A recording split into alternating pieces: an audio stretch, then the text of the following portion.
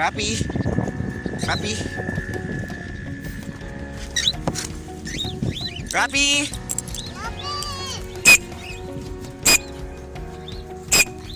Rafi.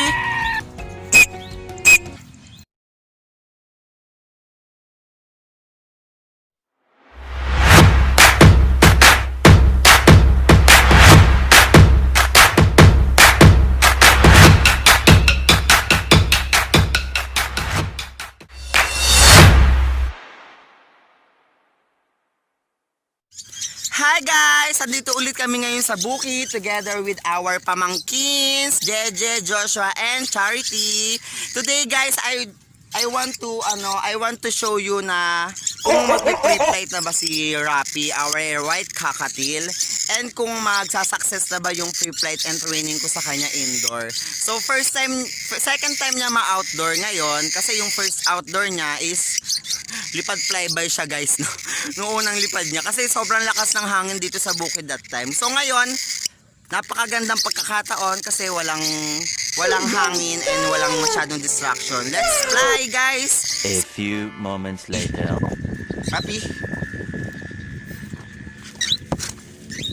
Rapi!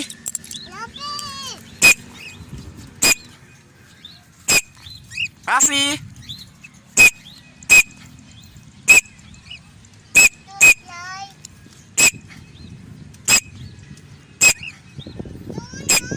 Rapi! Rapi!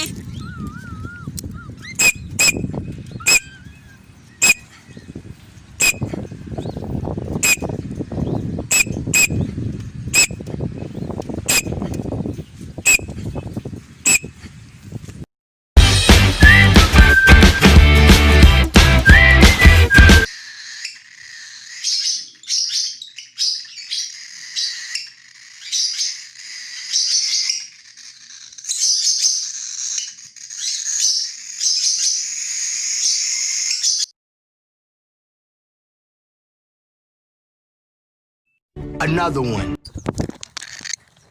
So guys, let's try paliparin yung kakatil white albino natin. Kakatil white albino, napakatanga. Kakatil albino natin guys, kung magsasuccess ba yung pre-flight na yun.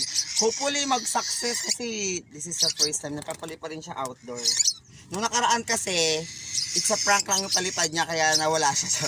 Nagpunta sa doon, turo mo yan. Nagpunta sa doon, sa may bahay na yun. Ayan, sa malataas na yan. So hopefully ngayon no, wala naman masyadong hangin, wala din masyadong distraction na mga ibon na iba. So hopefully maging okay yung pre-flight niya. And huwag siyang habulin ng mga ibang ibon dito sa bukid. So let's try! Para mal, rap baby ko.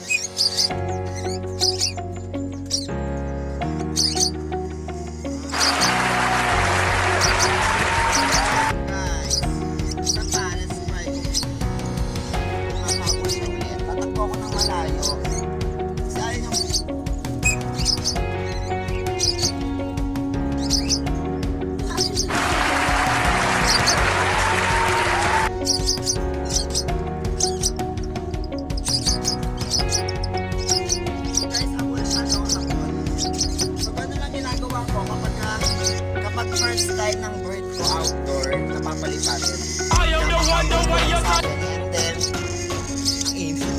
And then, kailangan natin ng more attachment. Kasi guys, mahirap magpatubigla ng birds lalo na kapag first outdoor, no? So, first outdoor na ngayon, kaya lang ito habol sa akin kasi gutom. Pero hindi ko lang alam na mag-usok siya. So, let's try sa susunod na video kung hahabulin pa ba na ako, it's either gutom siya or gutom siya. Ngayon kasi gutom siya, so it's already 9 AM na, pero ang kain kasi nila usually is 6 AM. Kaso wala kaming tinda ngayon, wala kaming hindi kong open ng tindahan. Kaya nagpunta kami sa bukid to try kung mag-replay sa mga kapatid namin. Sa pa guys!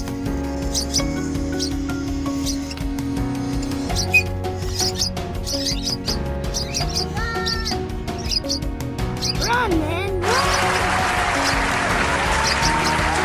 Train ko pa rin sila everyday training, and hanggang sa komportable na ako na pakawalan sila outdoor at komportable na ako na hindi sila mawawala. So sa mga susunod pa, kailangan pag hinagis ko siya, kahit anong lipad niya, babalik siya. Kasi guys, ito, nung nakaraan, share ko lang, dun sa kaninang video, yung unang-unang video, nawala siya doon, nagpunta nga siya doon, and supposedly naman, at sa basta ganun, at sa kagandahang palad naman, dumapo siya doon sa mababang puno, saka ko lang siya nakuha. Dahil ang lakas ng hangin noon, tinangay siya, and hinabol din siya ng mga swallow bird o yung mga blackbirds. So isa pa, last na guys, pag humabol pa ulit to, sa susunod na vlog, free flight ko na siya. Yung talagang free flight na, yung talagang hinahagis ko na at yung talagang inaano ko na siya. Ay, ayaw niya bumita. Ayaw niya bumita. Ano ka pala ka?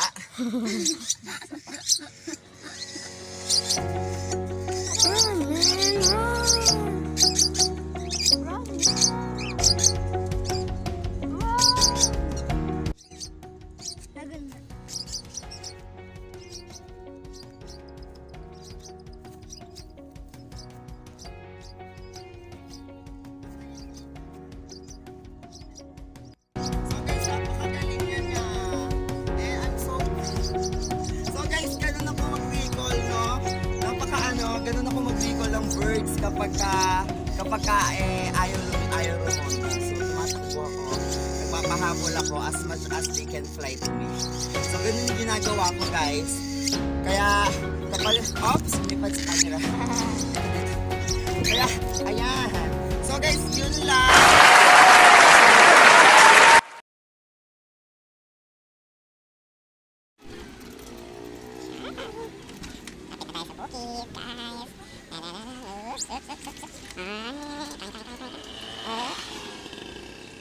Sa bukid na tayo, eh. Dami na naman dong ibon na ligaw. Ayan guys, punta tayo sa bukid. And dami na naman tayong sopang birds na ligaw dito na. So, let's go, baba na tayo. Sabi guys.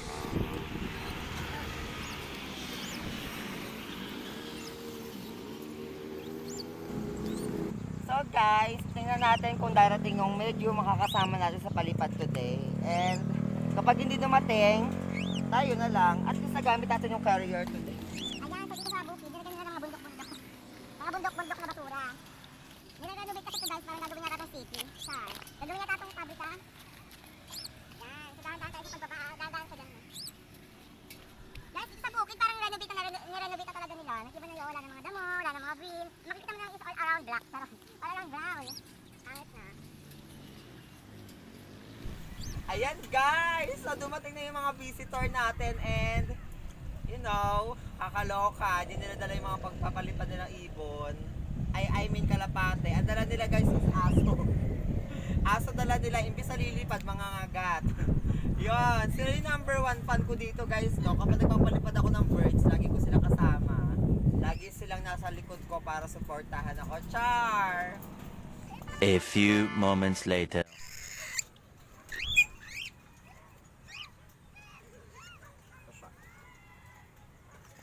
Guys, tingnan natin kung magsasucess na yung reflight ni Rapi ngayon.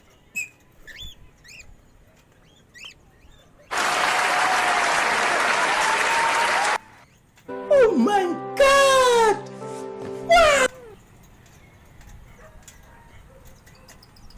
Isa pa, medyo malayo, medyo malayo.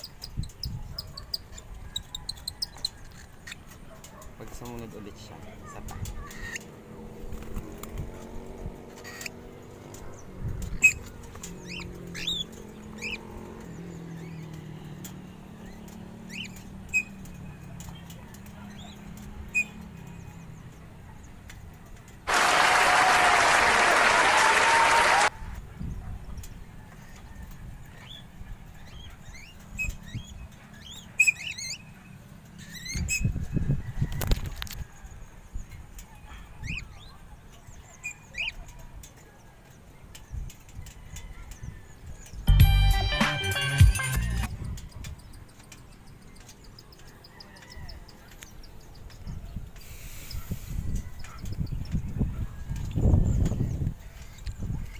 Ayan, success na guys yung pre-plate natin kay Rapi.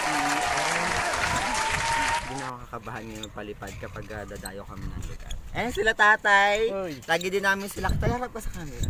Lagi din namin sila kasama sa bukid. Sila yung naglilinis dito sa bukid. And Nagpapasalamat ako sa kanila kasi pinapayagan nila kaming palipad ng birds dito. Si Sir Rafi. Ayun pa si tatay na isa. Oh. Idol Rafi. Yung bahala ka dito sa... Sige ko, saan mo si Idol? Yun lang guys, salamat sa panonood and sana nagustuhan nyo yung training natin kay Rafi na from baby to free flight. Salamat tayo! God bless guys! Ingat!